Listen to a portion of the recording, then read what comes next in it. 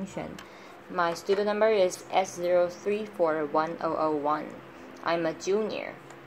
The title of the speech is What It's Like to Be a Parent in a War Zone, and the speaker is Aala El-Khani. Worldwide, over 1.5 billion people experience armed conflict.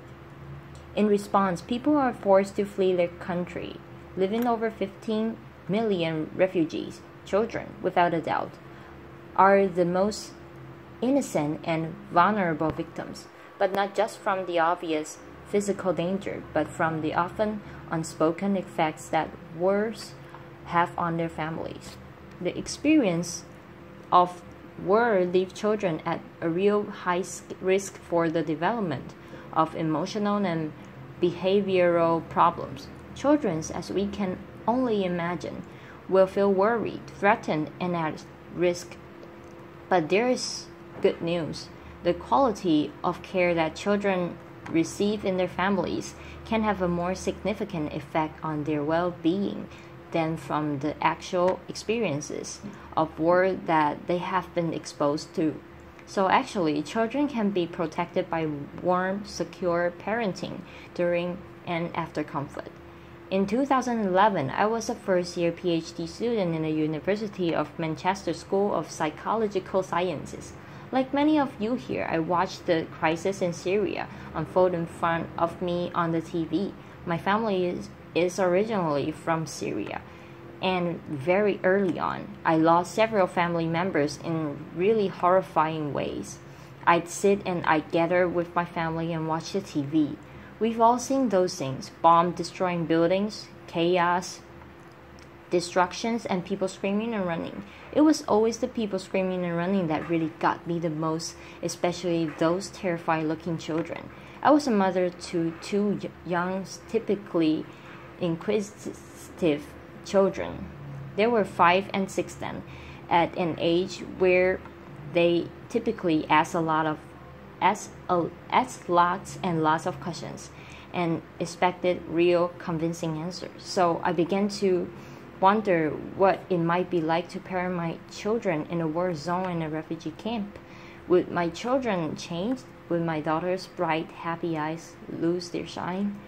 Would my son's really relaxed and carefree nature become fearful and withdrawn? How would I cope? Would I change? As psychologists and parents trainers, we know that arming parents with skills and caring for their children can have a huge effect on their well-being, and we call this parent training. The question I had was, could parent training programs be useful for families while they were still in war zone or refugee camps? Could we reach them with advice or training that would help them through these struggles?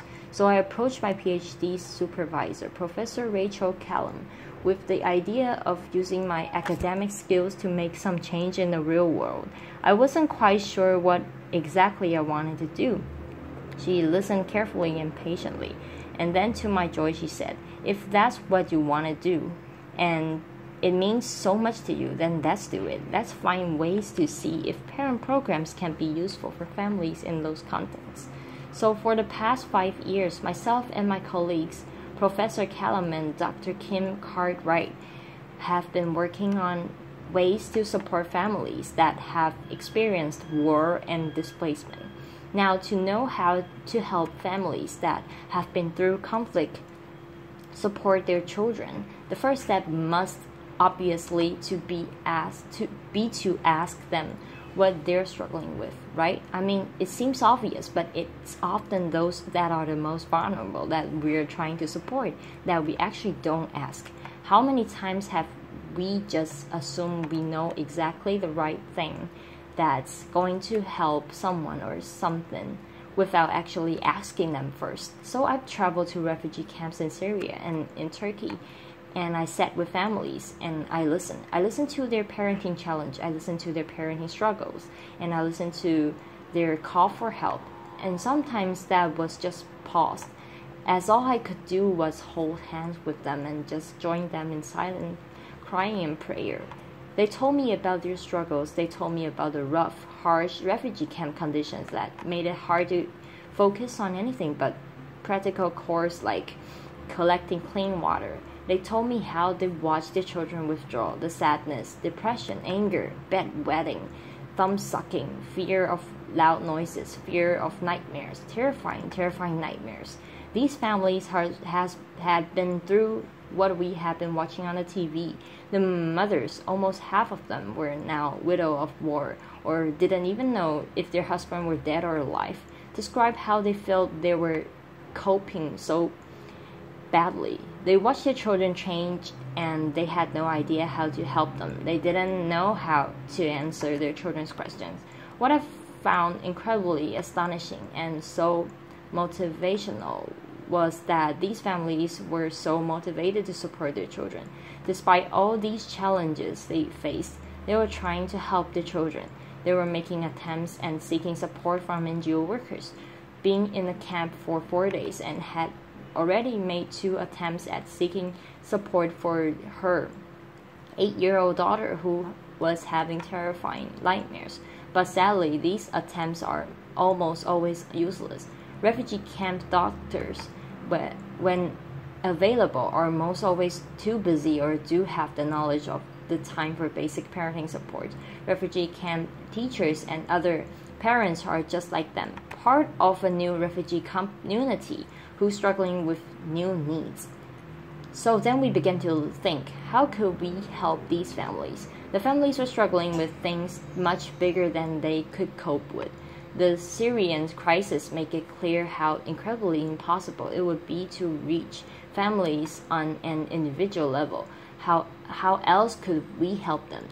How could we reach families at a population level and low cost in these terrifying times? After hours of speaking to NGO workers, one suggested a fantastic innovative idea of distributing parenting information leaflets via bread wrappers that were being delivered to families in the conflict zone in Syria by humanitarian workers. So that's what we did. The bread wrappers haven't changed at all in their experience, except for the addition of 2 pieces of paper. One was a parenting information leaflet that had basic advice and information that normalized to the parent what they might be experiencing and what their child might be experiencing, and information on how they could support themselves and their children, such as information like spending time talking to your child, showing them more affection, being more patient with your child, talking to your children. The other piece of paper was a feedback questionnaire, and of course there was a pen.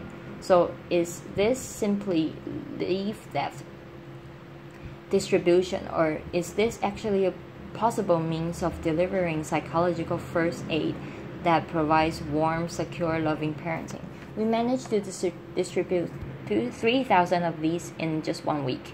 What was incredible was we had a 60% response rate. 60% of the 3,000 families responded. I don't know how many researchers we have here today, but that kind of response rate is fantastic. To have that in Manchester would be a huge achievement, let alone in a conflict zone in Syria, really highlighting how important these kinds of messages were to family. I remember how excited and eager we were for the return of the questionnaires. The family had left hundreds of messages, most incredibly positive and encouraging. But my favorite has got to be, thank you for not forgetting about us and our children. This really illustrates the potential means of the delivery of psychological first aid to families and the return of feedback too. Just imagine replicating this using other means such as baby milk distribution or female hygiene kits or even food basket. But that's bringing this closer to home because the refugee crisis is one that is having an effect on every single one of us. We're bombarded with images daily of statistics and of photos, and that's not surprising because by last month, over 1 million refugees had reached Europe. 1 million refugees are joining our communities. They're being our neighbors. Their children are attending our children's school. So we have adapted LeafAd to meet the needs of European refugees. And we have them online open access in areas with a really high refugee influx. For example, the Swedish healthcare uploaded it onto their website, and within the first 45 minutes it was downloaded 343 times, really highlighting how important it is for volunteers, practitioners, and other parents to have open access psychological first aid messages. In 2013, I was sitting on a cold, hard floor of a refugee camp tent with mothers sitting around me as I was conducting a focus group. Across from me stood an elderly lady with what seemed to be a 13-year-old girl lying beside her, with her head on the elderly lady's knee. The girl stayed quiet throughout the focus group, not talking at all, with her knees curled up against her chest. Towards the end of the focus group, and as I was thanking the mothers for their time, the elderly lady looked at me while pointing at the young girl and said to me, "Can you help us with?" Not quite sure what she expected me to do, I looked at the young girl and smiled, and in Arabic I said, "Salam alaikum shu ismak?" "What's your name?" She looked at me really confused and unengaged, but then said, "Halu Halu is the pet's name for the Arabic female name. Hala is, and is only really used to refer to really young girls." At that point, I realized that actually Hala has probably much older than 13. It turns out Hala was a 25-year-old mother to 3 young children. Hala had been a confident, bright, bubbly, loving, caring mother to her children. But the world had changed all of that. She had lived through bombs being dropped into her town. She had lived through explosions. When fighter jets were flying around their building, dropping bombs, her children would be screaming, terrifying from the noise. Hala would frantically grab pillows and cover her children's ears to block out the noise, all the while screaming herself when they reached the refugee camp and she knew they were finally in some kind of safety. She completely withdrew to acting like her old childhood self. She completely rejected her family, her children, her husband. Hala simply could no longer cope. This is a parenting struggle with a really tough ending, but sadly, it's not uncommon. Those who experience armed conflict and displacement will face serious emotional struggles, and that's something we can all relate to.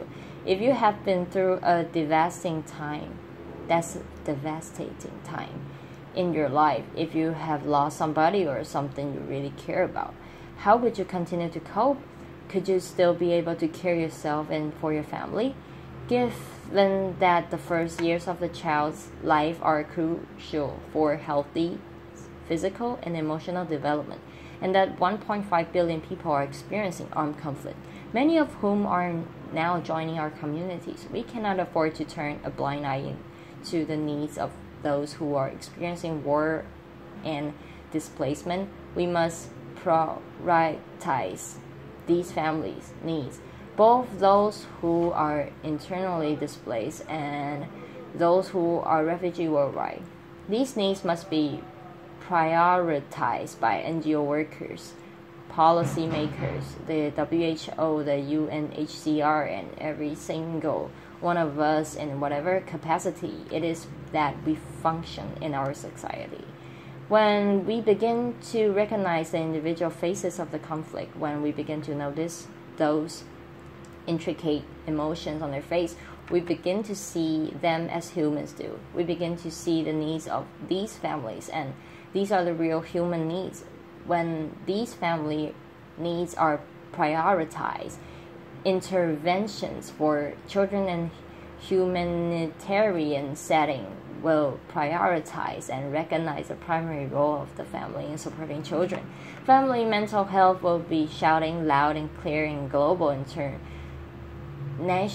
agenda, and children will be less likely to enter social service system in resettlement countries because their families would have had support earlier on. And we will be more open-minded, more welcoming, more caring, and more trusting to those who are joining our communities. We need to stop wars. We need to build a world where children can dream of planes dropping gifts and not bombs. Until we stop armed conflicts raging throughout the world, families will continue to be replaced, leaving children vulnerable. But by improving parenting and caregiver support, it may be possible to weaken the links between war and psychological difficulties in children and their families. Thank you. Applause.